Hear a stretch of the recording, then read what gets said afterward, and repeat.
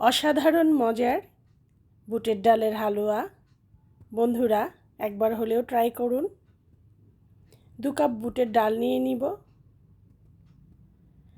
খানিকক্ষণ পানি দিয়ে ভিজিয়ে রাখব। এবার এটাকে ভালো করে ধুয়ে আরও 2 কাপ পানি দিয়ে চুলোয় চাপিয়ে দিব সিদ্ধ হবার জন্যে। সাথে 2টো তেজপাতা, কিছু গরম মশলা দিয়ে দিব।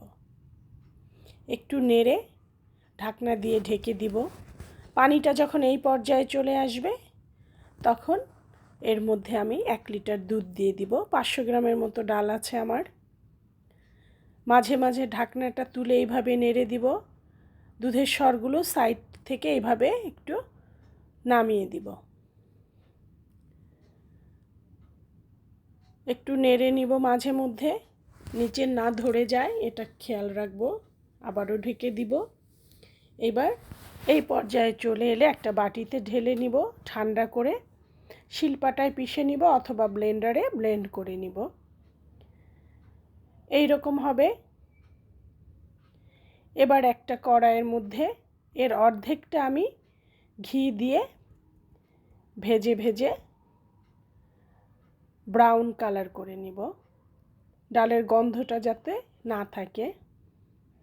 এই রকম হয়ে যাবে। এবার এটাকে নামিয়ে রাখবো। অনবরত নেড়ে ভাজতে হবে। এবার অন্য একটা প্যানে 3 কাপ চিনি দিয়ে দিব, 750 গ্রাম,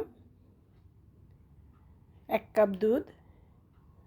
দুধের সাথে চিনিটাকে নেড়ে ভালো করে গলিয়ে নিব। গলে গেছে।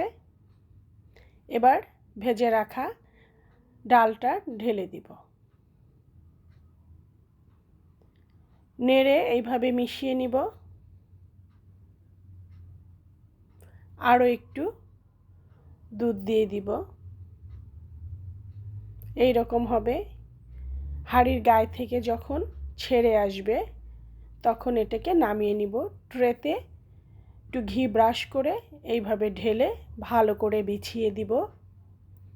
এরকম চেপে চেপে একটা চ্যাপ্টা চামচের পিছে একটু ঘি লাগিয়ে এইভাবে সমান করে দিব, তাহলে ঠিক মতো বসে যাবে। এবার একটু বাদাম কিশমিশ হালকা ঘিতে ভেজে এর উপর দিয়ে ছড়িয়ে দিব।